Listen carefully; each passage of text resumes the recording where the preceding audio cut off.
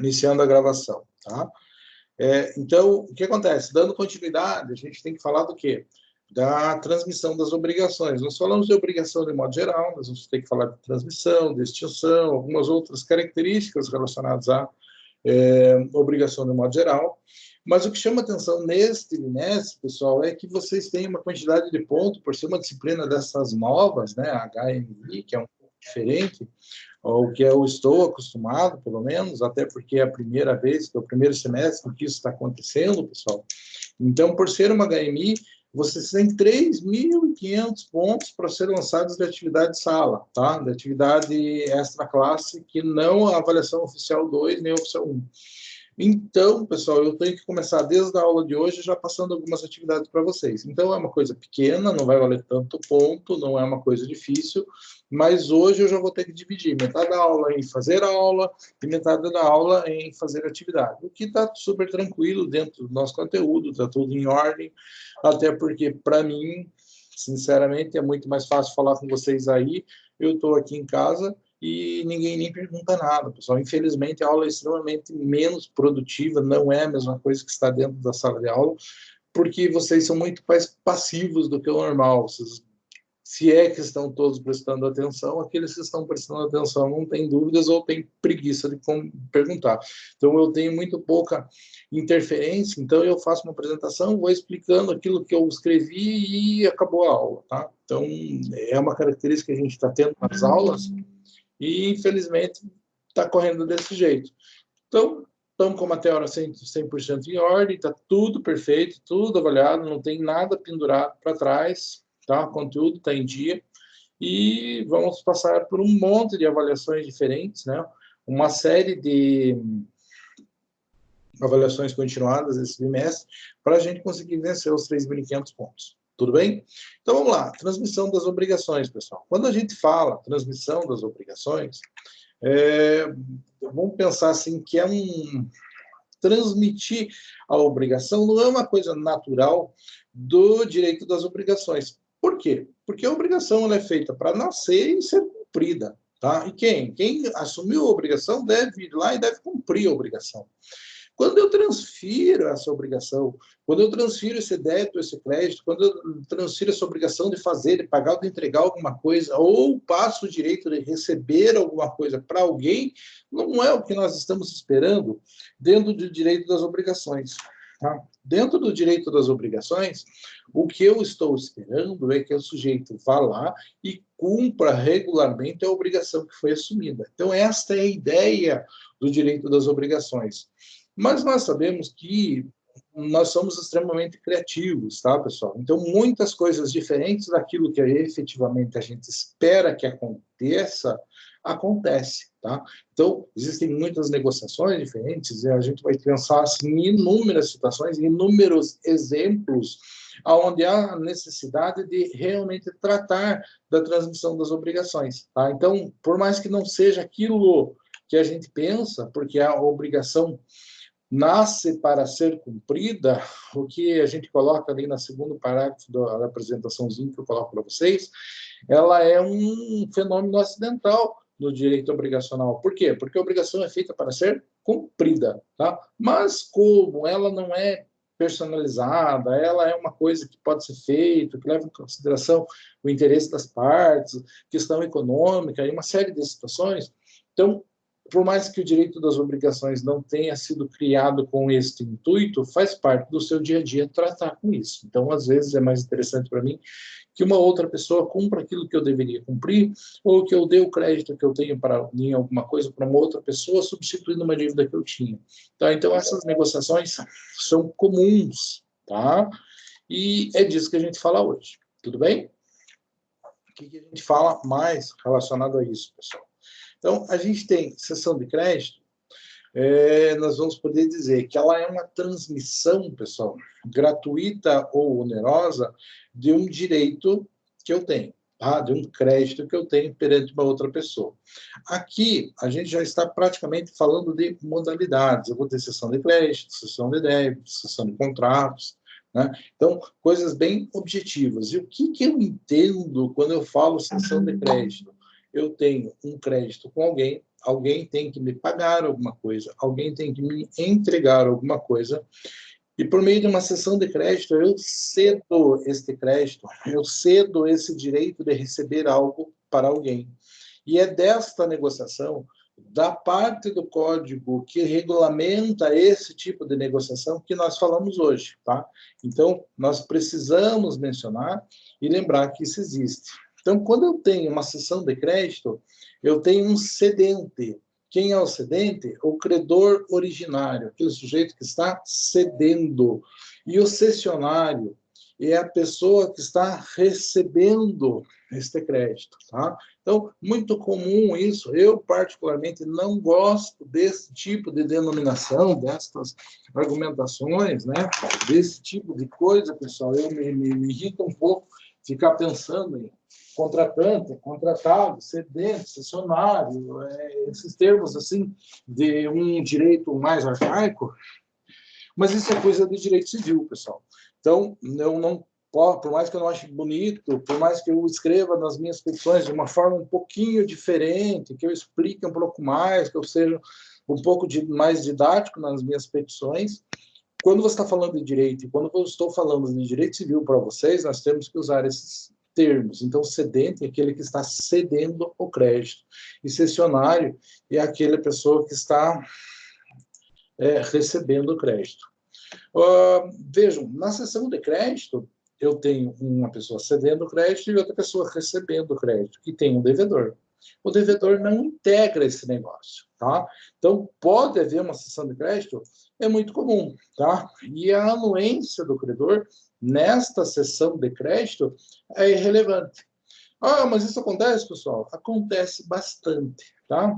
Vocês nunca receberam, ou não fosse para vocês, alguém que mora na casa de vocês, uma empregada doméstica que trabalha na casa de vocês, que deu o telefone na casa do patrão, assim, nunca recebeu uma ligaçãozinha lá de São Paulo dizendo assim, nós somos da assessoria tal, prestamos serviço para o banco tal, não sei o quê. O que é essa assessoria? Muitas vezes os caras vão lá e negociam com o banco aqueles créditos perdidos que o banco tem. Tá? Tem 1 milhão de créditos perdidos lá, de dívidas pequenas, dívidas de pessoas que não têm garantia, pessoas que não vale a pena o banco executar, porque ele não tem certeza de que o dinheiro que ele vai gastar movimentando o processo judicial vai se reverter no resultado do processo. Tá? Então, para o banco, muitas vezes aquilo representa gastar dinheiro bom em cima de um dinheiro ruim, ou seja, gastar dinheiro em cima de algo que ele não tem a menor ideia se ele vai receber de volta ou não. O que é feito muitas vezes com esses créditos?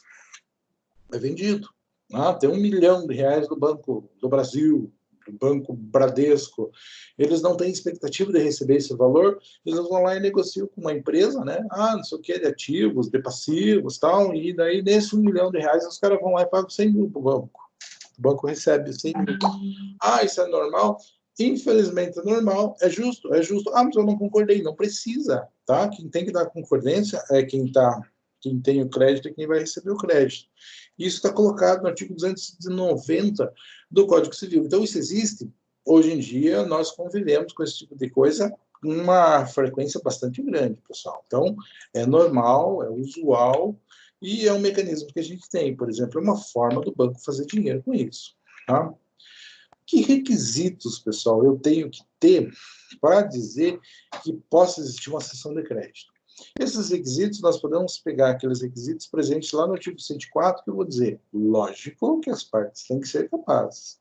Tá? Se não existe capacidade para praticar um negócio, não existe necessidade para realizar os atos da vida civil, obviamente que eu não vou poder ceder um crédito ao qual eu tenho direito. Tá? Crédito tem que ser transmissível. Nós vamos ver que existem alguns créditos que não são transmissíveis, tá? E mesmo quando não são transmissíveis ou são transmissíveis, às vezes essa coisa muda de natureza. Então, aquilo que eu vou transferir tem que ser uma coisa que possa ser transferível, não pode ser um crédito personalíssimo, tá? Então, nós temos essa situação. E às vezes, né, para que eu faça a transferência, eu preciso ter uma forma exatamente descrita na lei. Se eu não tenho a forma exatamente descrita na lei, o que eu não posso ter é algo dizendo que daquele jeito não funciona. Então, eu tenho que ter parte capaz, objeto da cessão tem que ser lícito, tem que ser permitido, tem que ser transmissível, tá? E terceiro, não ser proibido pela lei, ou se for previsto pela lei de uma forma especial, que aquela forma especial seja seguida, tá ok? Então, vamos pegar alguns exemplos de algumas situações que a gente vai esmiuçando no decorrer da aula, mas a gente já menciona aqui para vocês terem uma pequena noção. Primeiro, cessão de herança de pessoa viva. Tá? Aonde que entra isso, pessoal? Entra num requisito ali, vamos dizer assim, exemplo. Por que eu estou dando exemplo? O exemplo é que às vezes tem coisa que não pode ser feita. Pode ser feita a cessão de herança da pessoa viva? Não pode, é contra a lei. A lei diz que não pode ser feito isso, não é transmissível. Os direitos hereditários após a morte são perfeitamente negociáveis. Posso vender os créditos que eu tenho com relação a alguma coisa, posso comprar o direito hereditário de uma pessoa, isso sem dificuldade. Mas antes da morte eu não posso, pessoal. Tá? Então, isso é conhecido como o Pacto de Corvina, né? Ou Pacto do Corvo. Tá? Muito objetivo o nome, mas no direito a gente chama que o tratado sobre herança de pessoa viva é conhecido como o Pacto do Corvo, ou Pacto de Corvina, né? E, obviamente, que isso não é lícito. Então, eu não posso tratar da herança de uma pessoa que ainda não faleceu. Por quê? Além do aspecto moral, e o direito e a moral não se confundem, nós temos que entender que, enquanto a pessoa está viva, não existe certeza nenhuma com relação ao patrimônio dela. Tá? Eu não sei quando a pessoa vai faltar e eu não sei o que ela vai fazer com o patrimônio dela até ela morrer. Eu tive um caso, pessoal, né? Quando a gente conta assim, algumas situações, eu vou dizer para vocês, já devaguei muito tempo, e eu devaguei para uma senhorinha uma vez que recebi uns créditos relacionados aos bancos tal, e aquela senhorinha, acho que era um senhor, não era uma senhora, morreu. Mas eu nem fiquei sabendo. Eu recebi aquele negócio, paguei para ele, era um valor considerável, imagina assim, uns 150 mil reais, né? Recebi a minha parte, honorários, tudo certinho. Alguns anos depois ele morreu. Os herdeiros vieram atrás, caminho da estação, foram procurar o dinheiro. Não acharam o dinheiro. O que eles fizeram? Eles entraram com uma reclamação na polícia, como era um crédito lá da Justiça Federal, fizeram uma reclamação na Justiça Federal, dizendo assim, o advogado recebeu esse valor, mas não passou para o falecido, com o nosso parente. Só que tinha passado muito antes deles existir, a negociação foi feita entre eu e aquele cara. Eles chegaram no balcão da vara, falaram que eu não tinha pago, no crédito que não era nem deles. Daí o juiz mandou oficiar a Polícia Federal e eu respondi um inquérito na Polícia Federal por apropriação indébita porque os caras falaram isso no balcão da Vara Federal. Quando eu fui dar esclarecimento na Justiça Federal, pessoal, eles me perguntam a situação, eu falei, mas cadê ele? Pergunto para ele recebeu, ele pagou, está aqui o recibo. Né? E fazem anos isso, faz mais de 5 anos. Né? Daí eles, não, ele morreu. Eu falei, ele morreu. Mas se ele morreu, quem reclamou daí que eles me contaram a história e o processo foi arquivado automaticamente pelo tão ridículo que ele era, tá? Mas o que estava acontecendo? O pessoal estava procurando uma herança de uma pessoa que não existia, porque em vida a pessoa já tinha dado fim. Então, como isso pode acontecer, eu não posso jamais pensar numa tratativa de um direito sucessório, de uma herança de uma pessoa que ainda está em vida, porque ela pode fazer o que bem entender com esse patrimônio e esse patrimônio não existir mais quando ela faltar. Tá? Mas só um exemplo. Então, tem que ser possível de transmissão. Neste caso, é um direito que não é possível de transmissão. Outra situação, pessoal, alimentos. Posso ceder direito a alimentos? Aí tem toda uma discussão grande, complexa, que a gente pode falar com relação a isso. E o alimentos tem 2 características, pessoal. E quando a gente vai dizer o entendimento do Tribunal Superior do STJ hoje, com relação a essa situação, diz assim, a cessão do direito a alimentos pode existir, mas quando feita a cessão, ela perde a característica alimentar. O que é isso? O que quer dizer isso? Tem o alimentos enquanto dívida e tem o alimentos enquanto alimentos. Enquanto dívida é simplesmente o sujeito me deve tantos reais. Ponto. E eu tenho alimentos enquanto dívida que o sujeito precisa para viver, se ele não me paga aquilo, ele vai preso. Tá? E a partir do momento que eu faço a transferência, deixa de existir o caráter alimentar na dívida. Então, eu passo a ter uma dívida como qualquer outra. Então, se eu devia me pagar R$100 de alimentos, beleza. Se ele não paga a mim, né, até ter um entendimento com relação a isso, ele pode até ser preso por conta disso, porque é uma prestação que eu preciso para a minha manutenção. A partir do momento que eu passei para outra pessoa, quer dizer, eu não preciso disso para a minha manutenção, eu já passei para frente, já negociei de uma outra forma. Então, a dívida alimentar pode ser cedida, tá? Mas uma vez feita a cessão, o cessionário, o sujeito que vai receber esse crédito, com relação a ele, obviamente que não tem característica alimentar. Daí ele vai poder cobrar como cobra qualquer outra dívida. Então, não pode cobrar com pena de prisão. Pode cobrar com penhora de bem como qualquer outra coisa. Estão me acompanhando? Crédito da dívida ativa. Pode ser cedido? Pode. Tá? Então, isso acontece bastante na dívida ativa, pessoal. Então, a prefeitura tem créditos da mesma forma que o banco vende os seus perdidos para alguém. A prefeitura pode vender o crédito de IPTU para uma instituição financeira que resolve pagar para ela alguma coisa. Então, pode ser feito isso? Pode.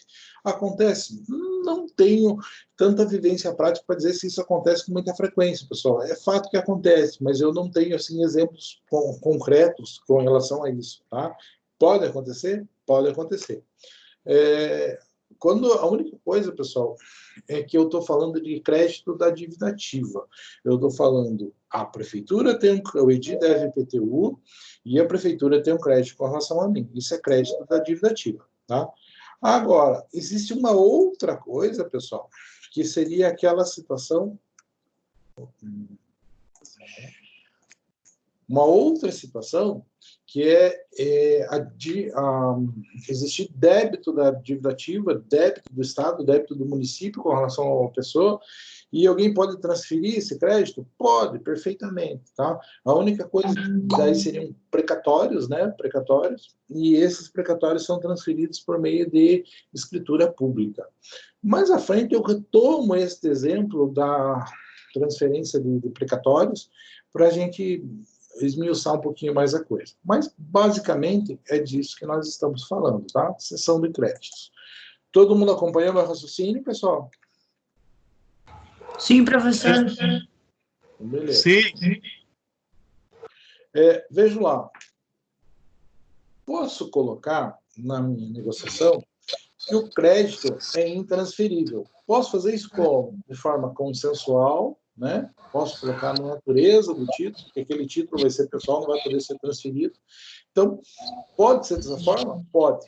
Só que, se alguém receber esse crédito e estiver de boa fé, contra ele essa característica não vai valer, essa obrigação não vai valer. Porque a regra geral é que os títulos possam ser transferíveis. Tá, pessoal? Então, posso colocar uma limitação? Posso, perfeitamente. Agora, essa limitação só vai valer se o terceiro souber. Tá? Se ele, de boa fé, adquire alguma coisa sem saber dessa vedação decorrente da vontade das partes, ela não vai ter consequência nenhuma com relação a ele. Lógico, é uma situação diferente, pessoal, se a gente tiver...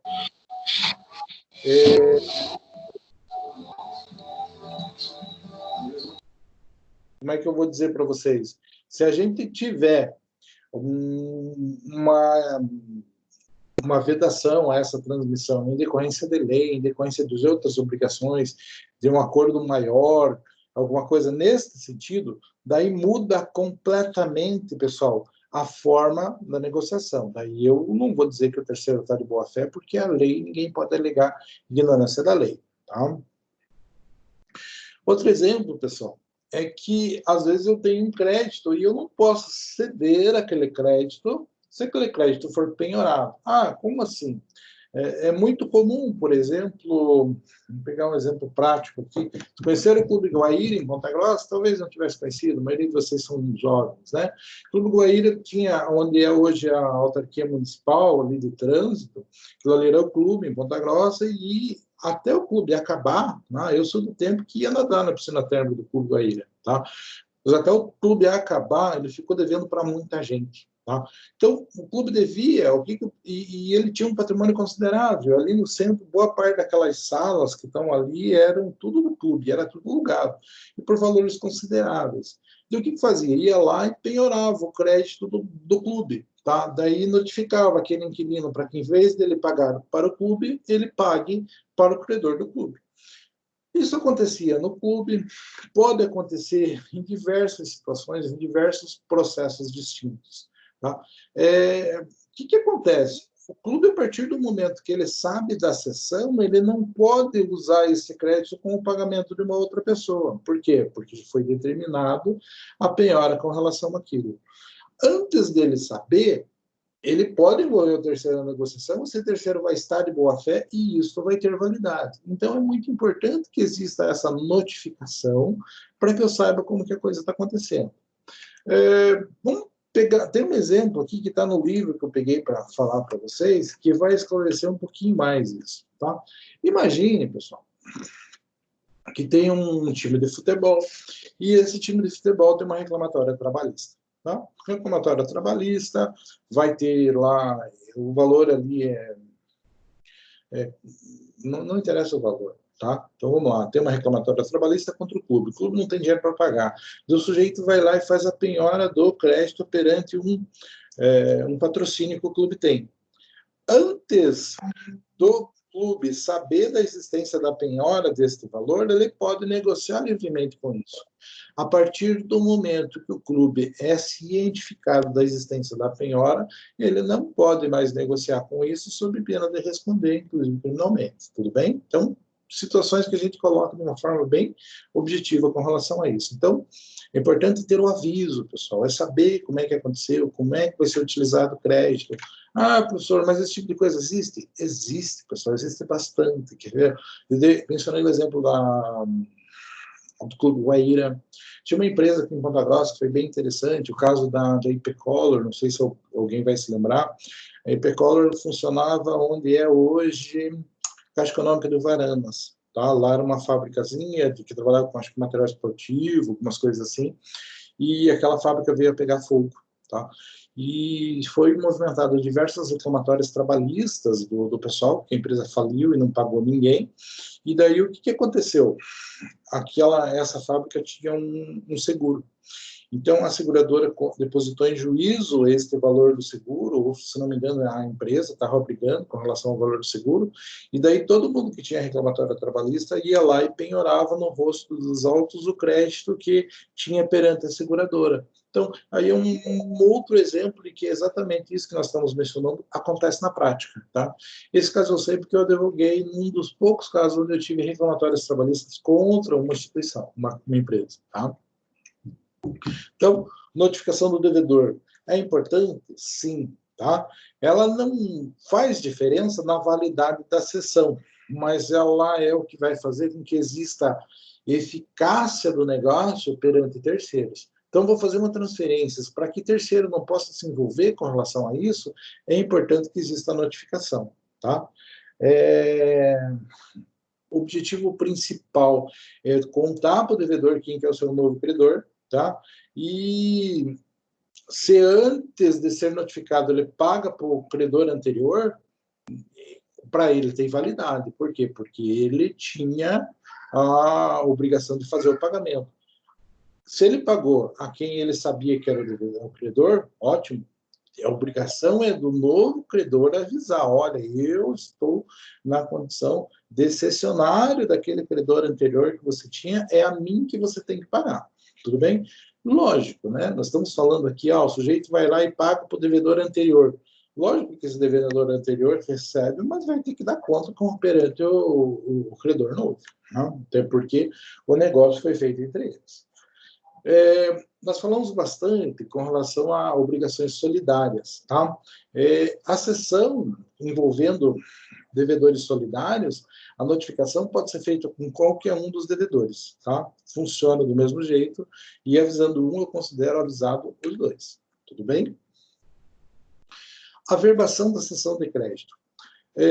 Algumas dívidas, algumas situações, né, vão estar, por exemplo, se for uma negociação tratando do imóvel, se for, principalmente, aqui nós estamos falando de hipoteca, né? Então, se é hipoteca, é dívida relacionada a imóvel. Então, quando a gente fala de penhor, a gente está falando de um bem imóvel dado em garantia. Quando eu falo em hipoteca, eu estou falando de um bem imóvel dado em garantia. Então, quando eu falo de bem imóvel, não existe um registro de imóveis, não existe um cartório onde você registra a propriedade daquela coisa. Nós vamos ter, no caso do carro, o Detran, por exemplo, mas não é esta a função do Detran. A função do Detran é administrativa, é regulamentar, é questão de funcionamento das vias. Então, ele não está lá para regular quem que é o patrimônio. Ele faz isso por consequência de outras coisas, tá? Mas é uma situação diferenciada. Agora, quando nós falamos de imóvel, nós temos o cartório de registro imóvel, onde consta matriculado, devidamente registrado, existe um banco de dados de quem é o proprietário de todos os imóveis. E se eu dou um imóvel em garantia, vai ter uma anotação lá na matrícula daquele imóvel que existe aquele bem dado em garantia. Então, se existe a cessão do crédito hipotecário, ou seja, tem um sujeito que eu tenho um crédito e a garantia deste meu crédito que eu estou cedendo para outra pessoa, né, está anotado no registro de imóveis, né, é necessário que, no caso de eu, credor originário, ao ceder para uma outra pessoa, no caso, ao cedente para um cessionário, né, precisa estar escrito isso no registro de imóveis lá, mesmo existindo a anotação anterior? Pessoal, existe necessidade, por quê? Para ter validade perante terceiro. Tá? Entre eu e o sujeito que está recebendo crédito, entre nós não precisa. Mas, às vezes, você vai ter interesse de terceiro envolvido nessa situação, e nesta situação, para que possa ser oponível a cessão minha para o novo credor, a necessidade de nova anotação no registro imóvel é dispensada. E é isso que está colocado no 289 do Código Civil. Então, perante esse cedente excepcionário, é perfeitamente dispensável a averbação no registro de imóveis. Mas, para que ela tenha validade perante outras pessoas, ela é necessária. A doutrina, inclusive, menciona que o artigo 289, ao dizer que ela é facultativa, ela está sendo errônea. Por quê? Se ela faz um negócio dessa magnitude, ela deveria tomar a cautela de tornar isso exigível perante terceiros, também perante todos. Então, se eu faço devidamente a anotação no registro imóvel, isso tem validade entre as duas partes que estão negociando, cedente e cessionário, e tem validade com relação a todas as outras pessoas que venham ter interesse, que venham ter contato com aquela coisa. Se eu não faço o devido registro, tem validade entre cedente e cessionário, mas não é oponível contra terceiros. E isso dá muito pano para manga. Isso dá muito problema. Eu já tive alguns processos judiciais decorrentes deste pequeno descuido. Tudo bem? Espécies de exceção, pessoal. O que nós podemos mencionar com relação à espécie de exceção? Então, quanto à responsabilidade do cedente, nós vamos poder fazer uma classificação. Então, vou dizer que é uma exceção pró-soluto, né? Então, eu estou cedendo o meu crédito para uma pessoa. Quem é o EDI? O EDI é o credor originário. Se ele vai passar para outra pessoa, ele é o cedente. A outra pessoa é o cessionário. Então, no caso de uma transmissão pró-soluto, eu só respondo pela existência do crédito. Ó, o crédito é esse, está aqui, vai lá cobrar. Beleza? Esta é uma espécie de transmissão. Existe uma outra que é a pró-solvento. Na pró-solvento, eu, credor originário, na condição de cedente, passo o meu crédito para uma outra pessoa, no caso, cessionário, e se for feito na modalidade pró-solvento, eu respondo, primeiro, pela existência do crédito, segundo, se o devedor vai ser solvente ou não. Tá? Bem simples de entender por conta do pró-solvento, né? Que é pró-solvente. O que é solvente? Será que o devedor tem dinheiro para pagar? Tem patrimônio para responder por isso? Se for pró-soluto, não. Tem a obrigação civil, você recebeu, você que se lasque. Quando eu faço a sessão pró-solvento, eu assumo a responsabilidade. Olha, você tem direito de ir lá e cobrar dele. Se ele não pagar, cobra de mim. Tá? É esta situação que nós estamos mencionando. Então, muito importante saber se é pró-soluto ou pró-solvento. Tá? Vamos pegar aqui, fazer um flashback do que nós falamos. Né? Nós mencionamos que hoje em dia tem muito escritório, muita assessoria de cobrança, fazendo negociação com o banco para pegar aquele banco de dados perdido e tentar cobrar alguma coisa. Daí eles põem aquele exército de pessoas trabalhando no call center e os caras tentam cobrar a qualquer preço alguma coisa. Por quê? Porque eles compraram um crédito do banco que era perdido, pagaram uma ninharia e o banco cedeu para eles. Quando o banco faz essa negociação assim, tem R$1 milhão em contas perdidas, você tem uma assessoria de cobrança, quer comprar? Quero. De quanto que você me paga por esse R$1 milhão? Pago 100 mil. Ah, beleza, negociou. Que tipo de negociação que será que é essa, pessoal? É pró-solvente ou pró-soluto? Obviamente que é pró-soluto. Passa o crédito. O banco não está nem aí se vai ser solvente, se vai ter como cobrar ou não. Se o banco transferisse esses créditos e assumisse a responsabilidade de dizer assim, se eles não tiverem patrimônio eu pago, seria uma transferência, uma cessão pró-solvento. Então, a grande maioria delas é pró-soluto. Tudo bem? Então, e nesse caso, obviamente que o banco nunca vai assumir a condição de garante das obrigações que ele já não conseguiu receber pelo valor natural. Tudo bem? Vamos lá. O que mais, pessoal? Efeitos. Bem objetivamente, quando a gente fala de cessão de crédito, primeiro, é a alteração do destinatário. Então, a primeira coisa que acontece quando eu cedo um crédito é que o credor muda, né? Obviamente, é o que naturalmente acontece. Juntamente com isso, todos os acessórios, todas as obrigações, tudo aquilo que deve acontecer, também vai alterar a titularidade, quem tem o poder de exigir isso, tá?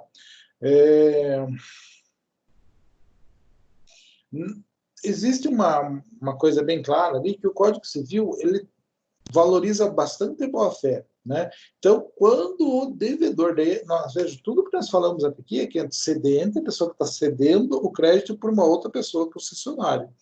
O Código Civil é bem interessante, pessoal, que ele resguarda o direito do devedor, tá? Então, aquela pessoa que deve. Então, eu devo. O banco vendeu meu crédito para uma outra pessoa e eu devia para o banco.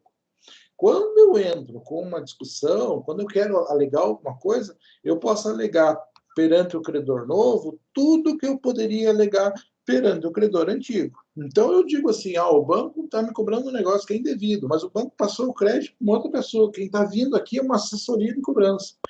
Quando eu for me defender, logicamente que por uma questão de boa-fé, eu não vou alegar só que eu tenho de argumento contra essa pessoa. Eu vou alegar também tudo aquilo que aconteceu de irregular e que eu acho que não é justo com relação ao banco, que é desde a origem do crédito. Então, o devedor não se envolve, ele não dá anuência para essa transferência e para ele não faz diferença nenhuma. Os argumentos que ele tem, até por uma questão de boa-fé, permanecem inertes e, na verdade, quem assume o grande risco, quem assume o abacaxi, é o cessionário que está assumindo o crédito. Por isso que a negociação, por exemplo, tem que ter uma vantagem, tem que ter uma justificativa para que isso aconteça. Tá ok? Estão acompanhando? Pluralidade de exceções. Pode, pessoal, ceder para uma pessoa, que daí cedeu para outra, então um sujeito vende um crédito para outro, tem R$1.000 para receber de um, ele vende para 500 para outro, e o outro vai lá, vende por 800 para outro. Pode haver essas negociações? Podem, pessoal, não existe limitação. O Código Civil não cessa que existam cessões sucessivas, tá? E como tudo que não está proibido é permitido, nós não podemos cessar isso, nós não podemos impedir que isso aconteça. E, na verdade, isso acontece com bastante frequência. O que acontece é que quando nós estamos falando de direito à obrigação, lembra que nós falamos? A cessão é uma coisa acidental, que eventualmente acontece nesse tipo de relação. Tá? Mas o direito comporta. Nós vamos ter, por exemplo, a questão dos títulos de crédito, um cheque, por exemplo, nós não temos dúvida que ele pode circular o quanto for no mercado, e assim por diante. Então, quando a gente está falando dessas cessões, elas podem acontecer de forma sucessiva, sem que ninguém possa frear esta situação. Claro, posso fazer um contrato, posso fazer um ajuste lá na criação da obrigação e limitar essa situação. Perante o terceiro, que não tinha conhecimento disso, isso não é oponível, mas chega um momento que isso é bem claro e eu posso fazer isso de uma forma bem contundente, bem ostensiva, de modo que o terceiro não consiga alegar que ele não tinha conhecimento dessa situação. Tá? Inclusive, essa questão de ser possível, apesar do código não falar literalmente é possível, ele não veda. O que não é vedado é possível. Tá?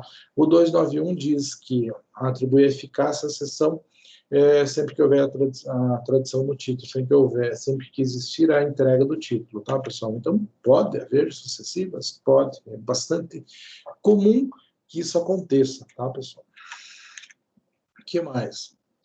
Aqui nós mudamos um pouquinho, né? Vejam que até aqui eu estava falando de cessão de crédito, cessão de crédito, cessão de crédito. Aqui nós mudamos a modalidade. Aqui nós falamos assunção de dívida ou cessão de débito. Aqui, crédito. Aqui, mudamos de assunto, estamos falando de débito. O que pode acontecer?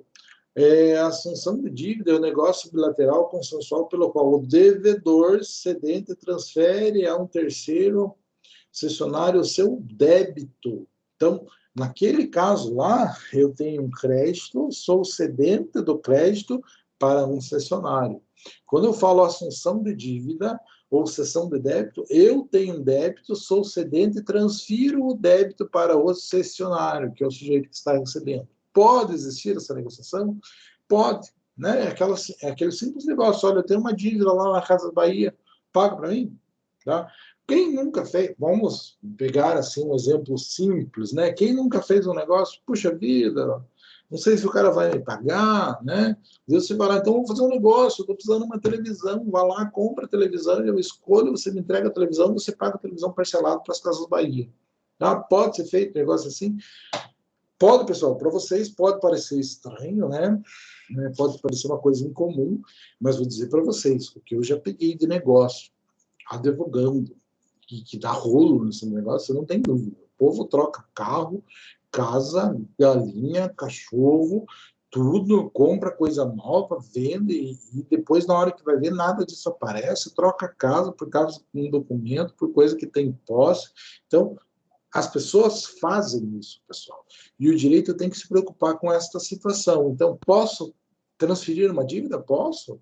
Ó, vai lá, ó, em vez de você pagar para mim, você paga para fulano lá, eu devo para fulano. Então, pode ser desse jeito? Pode, pessoal. Isso é bastante comum. Então, quando eu falo de assunção de dívida ou cessão de débito, eu estou falando especificamente de transferir uma dívida. Isso existe? Existe bastante. Tá? Qualidade, obviamente. Capacidade. Segundo, objeto lícito e possível. Forma prescrita ou não defesa em lei. Então, a mesma coisa que eu digo que eu tenho para passar um crédito, eu também preciso para passar um débito. Consentimento do credor. Né? Eu preciso do consentimento do credor com relação a isso? Esse consentimento, pessoal, já é diferente. Né? Porque quando eu falo de um crédito, para o credor não faz diferença. Né? Por quê? Porque o devedor vai ter que pagar da mesma forma, tanto faz pagar para mim ou pagar para a pessoa que negociou comigo. Agora, quando eu falo de uma dívida, eu passo a minha dívida com uma outra pessoa, isso muda um pouco. Tá? Vai fazer um pouco de diferença. E esse consentimento ele vai poder ser expresso, tá? Quando o sujeito lá diz, não, tudo bem, não é você que vai pagar, quem vai pagar é o outro cara. Tá? Ah, foi expresso? Ótimo. Ou pode ser presumido, que é quando o sujeito toma conhecimento da negociação e não se insurge contra. Quando ele não põe nenhum argumento, quando ele não impede que aquilo efetivamente aconteça. Tá? Quais são as espécies de assunção de dívida, né? De cessão de dívida? Então, por expromissão, né? Que é aquela em que o terceiro assume, né? É feito de acordo entre o terceiro, assunsor, e o credor. Então, tranquilo. Pode ser liberatória quando o sujeito novo assume completamente a condição do devedor e o devedor inicial sai fora da obrigação. E nós vamos dizer que ela é uma expromissão cumulativa quando o novo devedor fica na mesma condição que o devedor anterior. Então, eu só coloco um reforço. Ela acumula um devedor. Então, eu coloco duas pessoas para cumprir esta situação. Tá? Então, o que é a expromissão? Quando a assunção é feita por acordo entre o terceiro assunsor e o credor. Tá? O terceiro que assume a dívida e o credor da obrigação. Ou seja, o João deve para você, eu vou assumir a dívida do João. Quem está negociando? Eu, que sou o credor, o Edi, e o terceiro assunsor que está assumindo pagar a dívida do João. Neste caso, eu não estou conversando com o João, eu não estou preocupando, não me interesso com relação a isso. Isso é o que chama de assunção de dívida expromissão, que pode ser para liberar o João ou pode ser para reforçar a garantia que o João vai pagar. Tudo bem? Acumulatório. Nós vamos ter por delegação, que é aquela situação onde o credor aceita. Não, eu vou dizer que a diferença entre assunção de dívida por expromissão e por delegação é simplesmente a participação do devedor. Então, se o devedor participou, eu digo que é por delegação. Se o devedor não participou dessa transferência, eu digo que ela é por expromissão. Tá? O que mais nós temos que colocar com relação a isso, pessoal? Efeitos da assunção de dívida. Então, o que vai acontecer quando existe a transferência da dívida? Primeiro, se ela é liberatória, né, eu libero completamente o devedor inicial. Então, alguém assumiu a dívida, aquele sujeito que assumiu a dívida fica com o macaquinho nas costas e o devedor originário está liberado. Quando ela é aquela cumulativa, né, eu digo assim que existe um reforço com relação a quem vai pagar a dívida, eu digo assim que há simplesmente o reforço, não libero ninguém. Então, aumenta essa situação. Existe uma argumentação interessante que diz assim, este sujeito que assume a dívida cumulativa ou devedor originário, a obrigação dele é subsidiária ou é solidária? Subsidiária é aquela que diz assim, primeiro paga o devedor inicial, depois paga ele. Solidária é aquela onde diz que tanto faz cobrar de um ou cobrar de outro. Tá, pessoal? Qual é a dica que eu vou dar para vocês? Se forem trabalhar com isso, cuidem e escrevam qual é a condição que o sujeito está assumindo, se é solidário ou é subsidiário. Porque não existe um consenso absoluto com relação a isso, e o que prevalece é o entendimento que diz o seguinte, só é solidária a obrigação quando a lei determina ou quando a pessoa assume o compromisso, quando assume um termo. Então, se a pessoa assume dizendo que ele é uma obrigação cumulativa e solidária, beleza, pode cobrar primeiro dele, tá? Ou cobrar dos dois ao mesmo tempo. Mas se ele não fala, a lei também não fala. E se a lei não fala, vai dizer que a gente tem que interpretar dizendo que é subsidiária, porque só existe obrigação solidária quando a lei determina. Nesse caso, a lei não determina que aquele sujeito que faz a assunção de dívida acumulativa é solidário ao devedor inicial. Então, se não existe isso dizendo uma lei, eu digo que ele é subsidiário. E se ele é subsidiário, primeiro tem que cobrar o devedor principal, depois cobrar ele, ok? Porque a gente só diz que ele é um reforço. Como não diz que ele é um reforço solidário, a interpretação que os tribunais fazem é que não existe solidariedade nesse caso. Tudo bem? Pessoal, pode ir conversando comigo, pode ir falando. Parece que o pessoal do Face quer falar mais, do WhatsApp quer falar mais comigo do que vocês. Tá? Outra situação, pessoal, praticamente o último dos exemplos que eu tenho que trazer para vocês aqui, por mais que já faz 1h10 que nós estamos conversando, tá? Seria a cessão da posição contratual. Tá?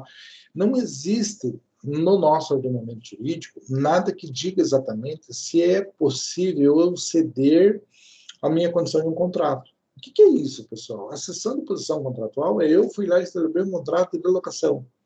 E daí vou eu e passo esse contrato de locação para outra pessoa começa a fazer. Então, o nosso ordenamento jurídico não fala, é possível, é válido, posso trocar as partes. Então, nós não temos uma previsão legal no nosso direito civil tratando disso em contrato, pessoal, tratando disso em cessão. Então, esta coisa necessariamente... Opa, tem duas pessoas querendo entrar aqui, eu não estou dando ok. não prevê isso.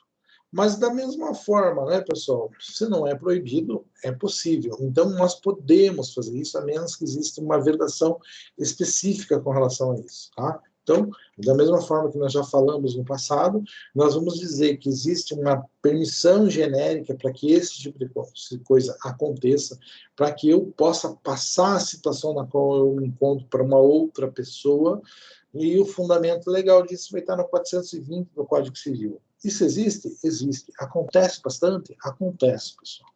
É bem interessante, tá? Principalmente porque as pessoas gostam de inventar situações bem corriqueiras, tá? Então, vou dizer que isso realmente acontece. Então, cedente é aquele que transmite a sua posição no contrato, cessionário é aquele que assume aquela posição, que assume aquela condição, que possa ser a contraparte do contrato. Então, imagine, tem um contrato de locação, tem o proprietário do imóvel e eu sou inquilino. Eu vou lá e cedo a condição de inquilino que eu tenho para uma outra pessoa. Essa pessoa, então eu sou o cedente, saio do contrato, e o cessionário é aquele que entra no contrato na condição de inquilino. Pode acontecer isso? Teoricamente, não existe nada que proíba, tá? Então, novamente, colocar sempre que for trabalhar com isso, que se você for trabalhar com um contrato, e se esse for o interesse do seu cliente, dizer, esse contrato não pode ser cedido, não pode ser sublocado, tá? Para que você não perca o controle com relação ao seu imóvel, pensando no ponto de vista de um proprietário. Se você é inquilino, principalmente um inquilino de ordem comercial, coloque que pode, tá? Prevendo, dando possibilidade para que isso aconteça. Tá? Sempre prevendo o que pode acontecer. Nesse tipo de situação, há dois negócios. Primeiro, o contrato base, que se insere entre a posição transferida, ou seja, eu sou inquilino, estou passando para outra pessoa, então existe um contrato meu com essa outra pessoa. Por que nós estamos mudando? Então, existe um ajuste de vontade, existe um acordo de vontades entre eu que estou saindo do contrato e ele que está assumindo minha posição. Tá? E existe um outro, né? Ao contrário, né, pessoal?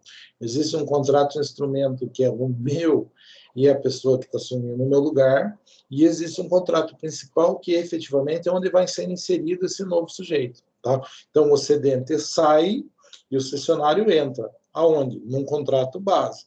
E para que exista essa troca de papéis, existe entre essas duas pessoas um contrato básico, existe um contrato de transição instrumental para que isso possa efetivamente ocorrer.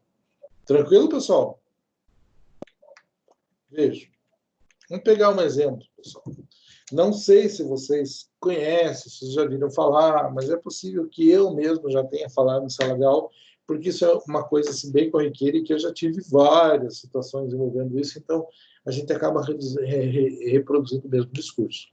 Então, é muito comum quando a gente tem contrato de sistema financeiro, né, sistema financeiro de habitação, né, você tem uma casinha financiada lá pela Prolar, lá na Vila dos Pinhep, lá, e paga 50 por mês. 50 por mês é mínimo, né? Tudo bem que você vai ter que pagar 30 anos, mas pagar 50 por mês por um imóvel é uma coisa mínima, né? Então, o que os caras fazem, né? O cara vende para outro, mas tem lá, não pode vender, tem uma série de restrições, tem uma série de situações, ou não é uma coisa tão simples assim, é um financiamento de um imóvel um pouco maior, do sujeito que vai comprar não tem condições de assumir um financiamento perante a Caixa Econômica, por exemplo, que fez o financiamento para ele, daí fazem aquilo que a gente chama de contrato de gaveta, ou seja, o sujeito tem um imóvel financiado no seu nome, quer se dispor disso, vai lá, encontra um interessado, o interessado assume aquele imóvel, assume aquele contrato, aquela obrigação, paga um tanto pelo que já foi pago, mas não transfere para o nome dele, porque existe alguma coisa, porque o cara não tem crédito, porque vai ficar muito caro a prestação, porque a lei diz que não podia transferir, porque alguma coisa. E o que acontece? Gera-se a figura do contrato de gaveta. Está financiado em nome de uma pessoa, essa pessoa já saiu do imóvel e transferiu para outra, que continua pagando no nome daquele outro. Tá? Então, isso existe? Sim, isso é o contrato de gaveta. Tá? O que é essa situação? É a cessão da condição, né? Na cessão da minha posição no contrato. Isso é muito comum, isso dá bastante citação, dá muita discussão, né? Os tribunais superiores já disseram que o sujeito que está na condição de cessionário tem legitimidade para propor contrato ação de revisão do contrato, para discutir em juízo diversas situações relacionadas a esse contrato. Então, isso seria um exemplo que acontece muito no nosso dia a dia e o direito não poderia fechar as portas para esse tipo de problema, não poderia dizer que algo que efetivamente acontece não pode acontecer, não, se acontece, o direito tem que tratar. E os tribunais superiores reconhecem a validade do contrato de gaveta para efeito de legitimidade, para discutir o contrato principal, para discutir obrigações, para discutir uma série de situações. Então, não é uma coisa absoluta, é claro que tem suas limitações, principalmente perante o banco que está financiando, né? Mas existe uma certa validade que é reconhecida nisso, e isso é um exemplo do quê? Daquilo que nós falamos da cessão da posição contratual, cessão da minha condição no banco, cessão da minha condição de financiado pelo sistema financeiro de habitação. Tranquilo, pessoal? Basicamente, o tópico conciso que eu tenho que falar para vocês, objetivamente, é isso, a transferência da obrigação. Então, o tema é esse, pessoal. E eu daí tenho, como eu tenho um monte de atividade para passar para vocês, eu tenho 3.500 pontos de atividade para passar nesse BBS para vocês, eu acho muita coisa, né? Então, a gente começa hoje com uma atividadezinha, que são algumas questões, valendo 250 pontos que estão neste formulário para vocês aí. Tranquilo, pessoal? Dúvidas, falem comigo. Dei a aula inteira, fiquei 1h15 falando e ninguém falou comigo, pessoal. Podem falar agora. Entenderam, pessoal? Tudo em ordem? Sim. Sim. Mas não precisa ser que nem o seu. Parece aquele programa. Só assistiram o Silvio Santos, não sei se é da época de vocês, quando ele colocava o sujeito numa cabine, assim, né? Tapava o ouvido do cara e perguntava: você quer trocar um carro zero por um cacho de banana? E o cara dizia ou sim ou não, né? Não é a mesma situação. Tudo em ordem? Não, né? Então, o que acontece, pessoal? Está aproveitando? Está sendo proveitoso? Como é que estão sendo as aulas online para vocês? Está dando certo? Como é que é? Melhor ir para a faculdade? Estão sentindo falta já de mídia, de outras pessoas? Não. Não, não estão? Entendo. Mas, basicamente, é isso, pessoal. Fiquem à vontade, é 8h10, eu passei o conteúdo, nós temos uma atividade para fazer, eu estou aqui acompanhando vocês na atividade, o que vocês precisarem, eu estou à disposição, ok? Mas o conteúdo é esse, até porque o nosso conteúdo é pontual e a gente está com a matéria relativamente bem em dia, e como eu falei, como ninguém fala nada, só eu falo, a coisa flui. Tudo bem?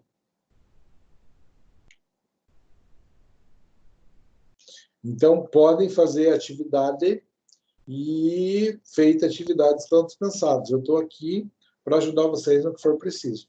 Tudo bem? Tudo bem. Então, beleza. Fiquem à vontade. Estão dispensados. A única coisa que façam é isso que está aqui. Tá? Deixa eu ver se eu consigo.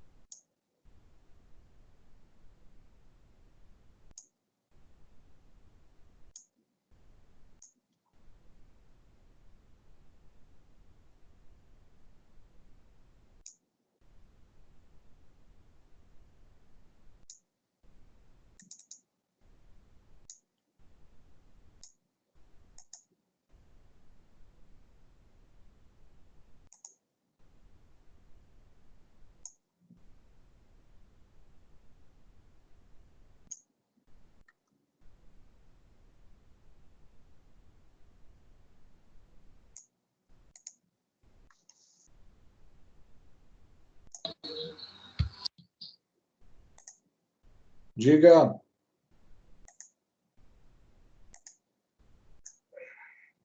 Professor, são só 2 perguntas? Não. Já te digo quantas. Para mim, pareceu só 2, eu já enviei, inclusive, professor. Só um pouquinho, deixa eu ver. Obrigações.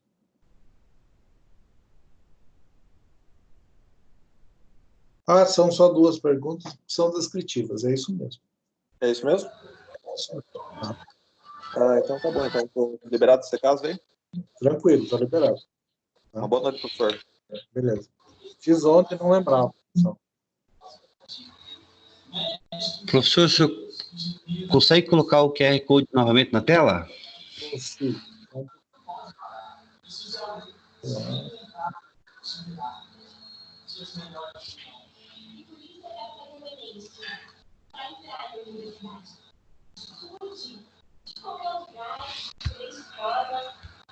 Sim.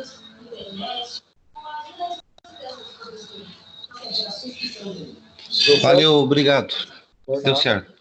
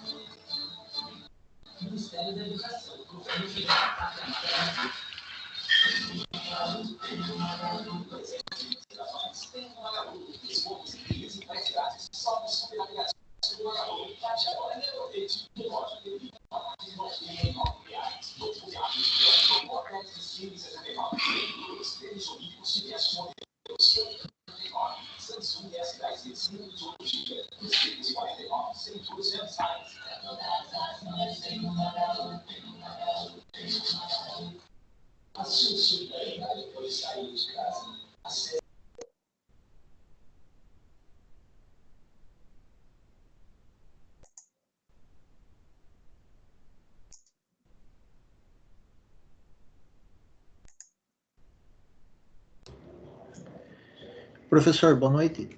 Boa noite, quem fala? É o César. Teria como o professor explicar aquele slide novamente sobre o bem dado em garantia, sobre a garantia lá de imóvel lá atrás, lá, eu acredito que era o 10º slide, mais ou menos.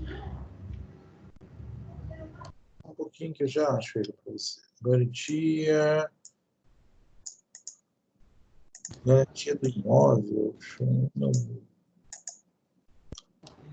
Pro absoluto, pro solvente ou não?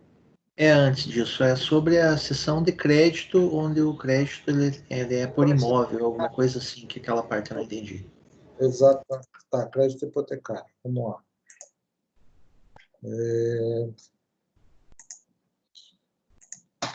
lá. Essa aqui?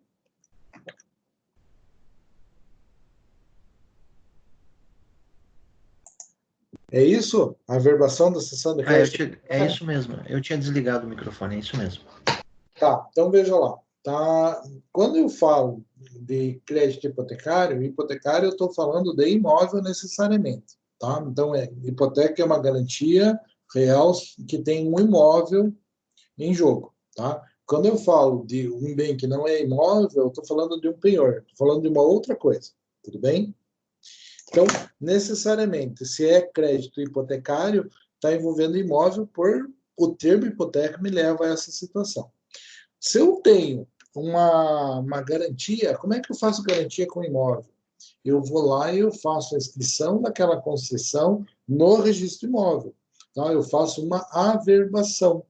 Tá? O registro são coisas mais importantes que acontecem na matrícula, e quando eu tenho um acessório, uma obrigação, uma garantia, alguma coisa que é colocado no imóvel, que o imóvel responde por aquilo, nós temos uma averbação. Tá? O que é interessante? Para que o imóvel, esta garantia, seja oponível perante terceiros, eu preciso que esta garantia esteja anotada no registro de imóveis. Ou seja, eu posso fazer um contrato perante o banco pode me ceder a garantia, eu posso ceder o imóvel em garantia, mas só que se o banco não tomar o cuidado de exigir que isso seja devidamente registrado no registro imóvel, o imóvel está em garantia? Sim, porque eu e o banco assumimos um contrato, nós assumimos isso. Perante nós está perfeito. Se não for levado a registro, ele não adquire a publicidade. Não sendo público, não pode ser oponível contra terceiros. Para que serve ser oponível contra terceiros? Não vai a leilão daí. Não é que não vai a leilão. Se alguém comprar aquele negócio, vai dizer assim, olha, não estava anotado na matrícula. Então, eu não sabia, eu sou terceiro de boa-fé. Perante esta pessoa, o negócio não é eficaz, entendeu? Então, a garantia que tinha sido dada vai ter que ficar entre eu e o banco, nós vamos ter que resolver de uma outra forma, porque o terceiro adquiriu, não estava averbado, então ele é terceiro de boa-fé, ele tem direito sobre o bem, entendeu? Para que este contrato possa ser oponível perante terceiro, que não são as partes do ajuste, tem que necessariamente estar averbado no registro imóvel. Tranquilo? Isso é uma regra simples quando você fala de contrato relacionado ao imóvel. Então, se o contrato é entre as duas partes, não precisa registrar. Mas pode acontecer de uma parte vender para outra, de uma pessoa perder, de um sujeito não poder pagar aqui, ter que aquilo ir ser penhorado. Então, para que seja respeitada esta garantia, esse ajuste, há necessidade de que seja averbado no registro imóvel. Qualquer contrato envolvendo imóvel tem essa característica. Se ele não for averbado, se ele não for registrado na matrícula do imóvel, não é oponível perante terceiros. Tudo bem? Tudo bem. Aqui, a mesma coisa. Tá? Eu tenho um crédito hipotecário, faço a cessão desse crédito para outra pessoa. Entre eu e essa outra pessoa, entre eu que sou o cedente do crédito e essa outra pessoa que é o cessionário, perfeito e acabado, não tem problema nenhum. Agora, imagine que surja algum problema, né, que alguém venha cobrar de mim alguma coisa, e daí, vou lá pegar aquele crédito que ele tem que estar registrado na matrícula. Tá? Mas eu já cedi para outra pessoa. Perante esse cara não tem validade nenhuma, porque eu cedi para outra pessoa, mas não anotei no registro imóvel, entendeu? Para que o negócio que eu cedente fiz como cessionário tenha validade perante outras pessoas, é necessário também que exista a averbação na matrícula do imóvel. Tá? Então, sempre, por que existe a matrícula do imóvel? Para dar publicidade. Tá? Teoricamente, todo mundo sabe quem é o dono de qualquer imóvel. Por quê? Porque eles podem ir lá no registro do imóvel e perguntar. Assim como as garantias prestadas.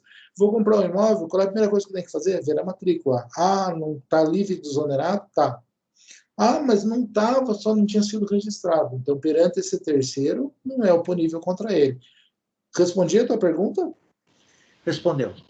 Muito obrigado, professor. Essa que é a ideia. Tudo bem? Tudo bem, obrigado.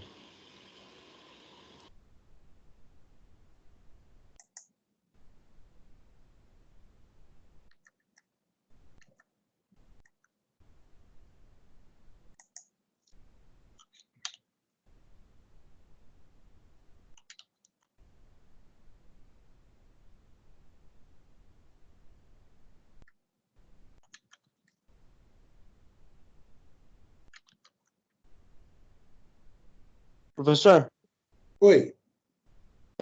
onde que está essa questão?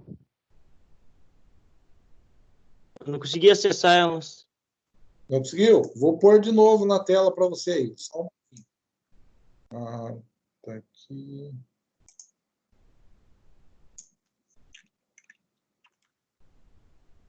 Duas questões subjetivas, é bem simples. Uhum.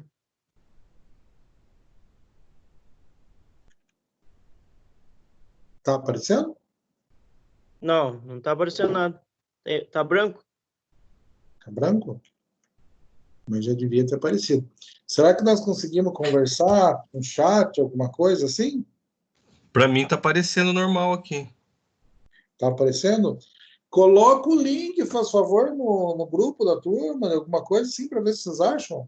Eu coloquei na conversa, no diálogo aqui, mas nesse troço do Teams aqui, o povo não acha. Eu acho que a pessoa que perguntou não tá no grupo nosso aqui. Ah, tá. Viu? Apareceu no começo agora que sumiu. Não sei se é no meu celular que tá. Agora apareceu. Apareceu? Apareceu.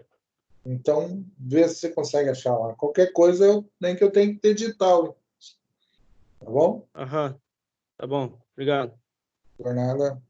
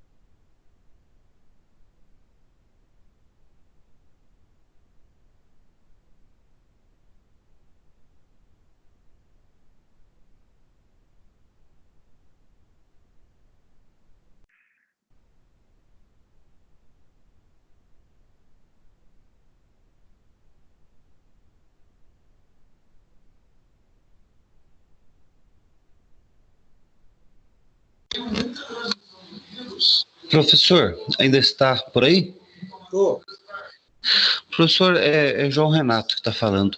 No meu aqui aplicativo, aparece aqui toda a atividade do dia 5, tal, mas não aparece as questões, eu não estou conseguindo acessar elas aqui.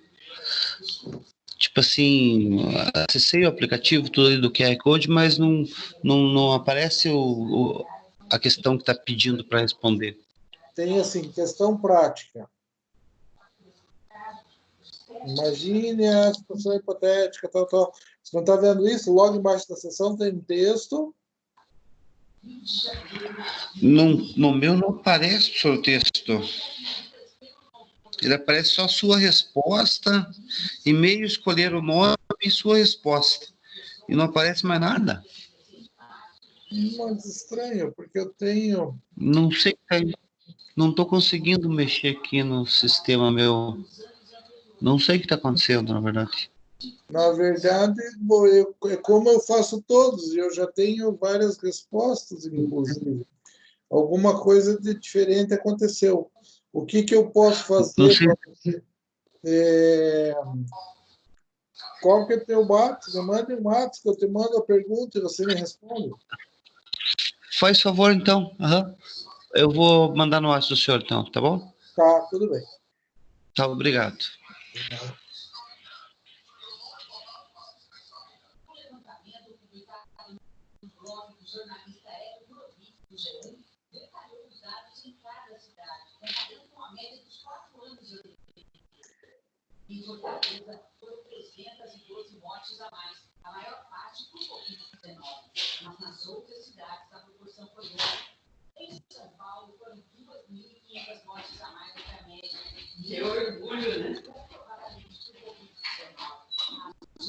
O que, mãe?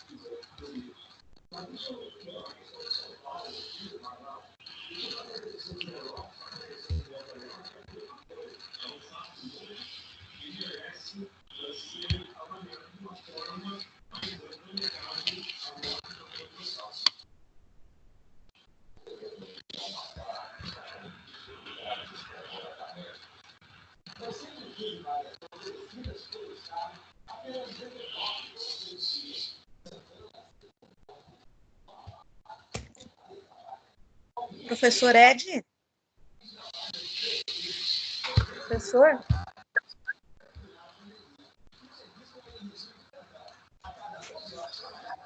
Professor Ed?